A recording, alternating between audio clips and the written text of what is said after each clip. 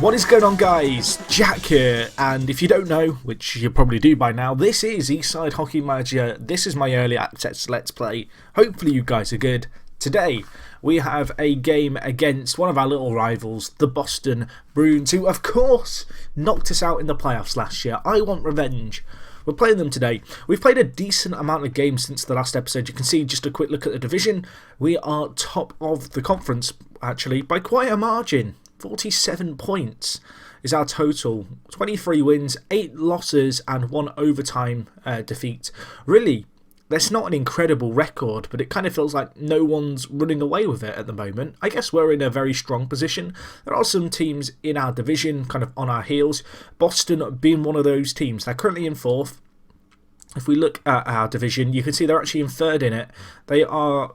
they are 7 points behind us, but they have 3 games in hand. If they were to win all of them, they'd go within 1 point of us. So today's game against them is pretty big. But before we get into today's game, just a quick review of the game since the last episode, which of course was that win against the Habs. Played a decent amount of games, some fairly good results for the most part. We started things off with a 4-2 win against the Red Wings. Good performance all in all. Bozak, Kessel and co helping out. I mean, really, this was a close game. At the end of the second, they were actually ahead, but a late turnaround in the third saw us go away winners. Bozak getting a goal right near the death as they pulled their goalie, but 4-2 it finished, a good win. Anyway, on the back of that, a really disappointing defeat. This one came against the Pens. Looking at the stats here, you can see they were in control for a lot of it. They didn't really make it count until the third period, but looking at these stats as a whole, you can see they won more face-offs. We actually won a bit more off the board, but in general, they just had so many more shots than us. The other thing that helped them was the fact they did take one of their power plays that came their way, and we also gave away a lot of penalty minutes. So that's that score, 4-0 to the Pens. And then on the back of that, 3 games in a row. Now, a few of you guys mentioned a few episodes ago about the scheduling and how the amount of games I've been playing so far this year just wouldn't happen normally. I believe this is actually a known issue and was addressed in the latest update of the game. So hopefully that'll be fixed for next season. Unfortunately, my schedule had already been drawn up when I kind of updated. So that was just a little thing that we'll have to deal with. But anyway, this result, 4-1 win against the Islanders. JVR getting on the score sheet. Fowler getting there as well. Good to see the defenseman do well. He's been one of the big players for us, really, at the franchise since I took over. Of course, was traded for last year. You can see this year so far, he's got a 7.5 average rating, which is pretty solid. He's got 20 points in 32 games.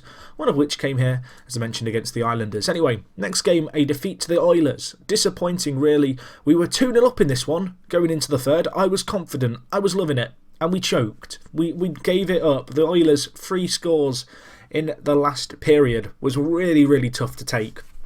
More so because, I guess recently and so far this year, a lot of the time we've been the team battling back to make these kind of comebacks, so to kind of be on the receiving end of it was pretty disappointing, but we had to bounce back. You know, 1 win in our last 3. We were playing against the Hurricanes, and this was not an easy game either. We actually ended up winning in the shootout. Kessel's only goal and penalty shootout goal scored was the difference, as it went 4-3 in our favour.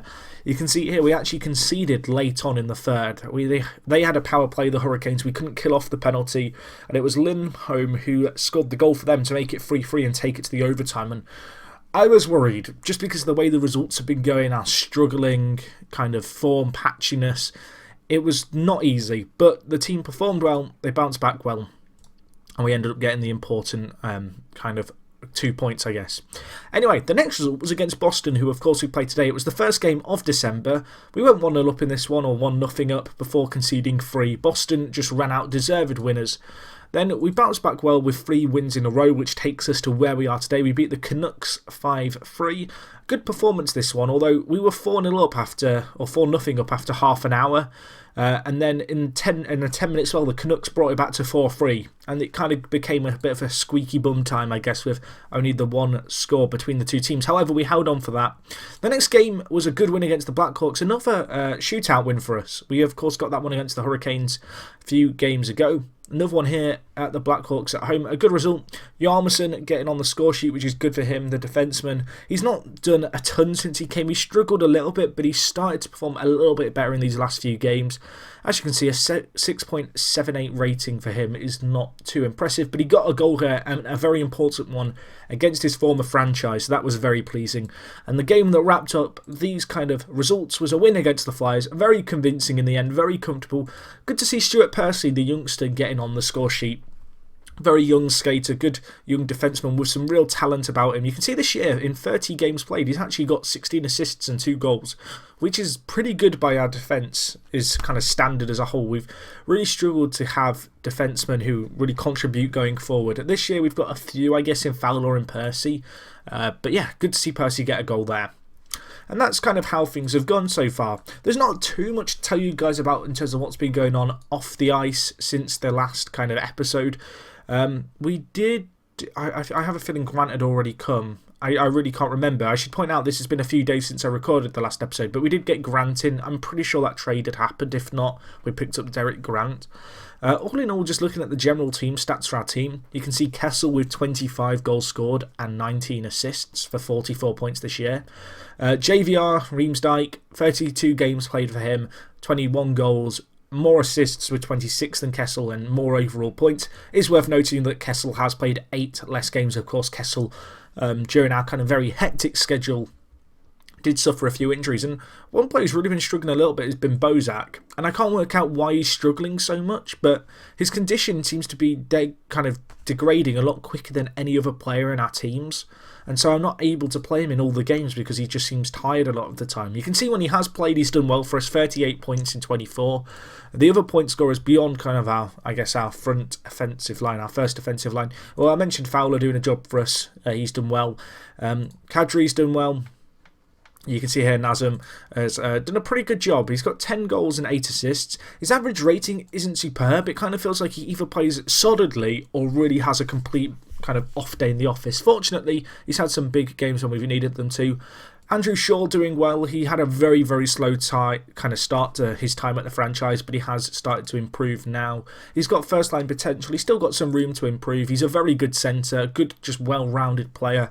And I'm hoping he's going to kind of ease into his role in our second line and really start to show what he's all about. So that's kind of what's been going on there. In terms of just the overall NHL standing, so this is our kind of Eastern Conference. If you look at the Western Conference, you can see the Blues, Ducks and Wild leading the way there. The Oilers, who of course we did lose to with that comeback, are right up there. So perhaps that defeat against them earlier in the kind of last spell of fixtures isn't too bad. Coyotes still really struggling. I believe they finished rock bottom of their conference last year, so they're still there this year. But that's kind of what's been going on at the franchise as a whole. In terms of our finances, I've not talked about this too much, but you can see that we are way below the cap, about $8 million a year below it, which is kind of nice. We are slowly losing money every month, but you expect that, but our overall bank balance is very, very healthy. We also have some pretty big transfer funds. I don't even know what you do with transfer funds. I don't know if there's a way that you can offer money as part of a trade deal. I'm almost certain there isn't. It feels like the transfer funds kind of option is greyed out when you make trade offers for players. Maybe I'm wrong, maybe I'm missing something, maybe you guys can let me know. But yeah, that's kind of what's been going on here. You can see, all in all, things going very well. In terms of goals scored and goals for, we are right up there at the top of the table. Defensively, we had a really good start at the back, and it's kind of slowed down a little bit. Granted, we have played more games than a lot of the teams around us, so that kind of can go some way to explaining, I guess, defensively our weaknesses. Our power play percentage is slightly below average. Perhaps our penalty kill percentage does make up for that. It is one of the best in the league, so that's good news. But all in all, things are going pretty solid. You can see here JVR leading the way on the points tally. Steen here for the Blues is doing a pretty good job though. The 31-year-old Swede, currently second in the points total for the season. You can see Bozak in 11th for us. He was a lot higher last year, so kind of interesting to see that at least it feels like a lot of players for a lot of other teams around us are really stepping up. You can actually see, looking at it, that the St. Louis Blues have really got some big scorers on their kind of first defensive line. They've got Svorts here, who's 23. The Canadians done a great job for them, and also this guy, Tarasenko, the Russian. So they're looking pretty solid. This guy looks absolutely incredible. So we're going to have to be wary of them, but they look like they could be a bit of a force to be reckoned with for the future. I have no idea if that's kind of how the Blues are in real life. I'd be interested to know if you guys agree or disagree with that kind of assessment I've given and kind of how that's reflected in EHM. In terms of other stuff going on, a little bit of youth development. I've decided to bring Nylander back into our kind of main roster from the AHL team. He's not actually played for us yet because I have only just brought him back. You can see so far this year he got 7 assists in 18. Because of our issues kind of when we're going forward and kind of just with our lines in general, I've gone with the option of screw it. Nylander might be doing not too great at the Marlies, but I'd rather he does not too great at our team where I can really have a hands-on kind of say in his development rather than kind of, I guess, relying on the Marlies to train him how they want to train him. I have set up my training schedules. I don't think I've talked about this too much, but I have basically schedules for every single position. So I've got my right winger and left winger ones here, and you can see the players designated to the various schedules. The same goes for the goalie schedules. You can rename these and change the schedules yourself. If you've not done that and you're owning EHM, I definitely recommend it. There's some definite ways to optimize and change stuff. So giving you a little bit of a look at my kind of overall trading schedules and stuff right there. Anyway, I think it's time to get into today's game. So let's just get straight into this.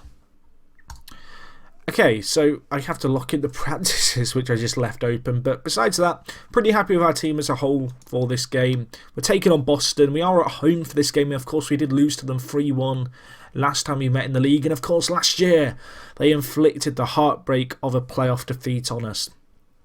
So we want to get revenge. We want to try and get a win here. They are one of the teams really kind of fighting, I guess, and who are going to be right up there at the top of our conference come the end of the year.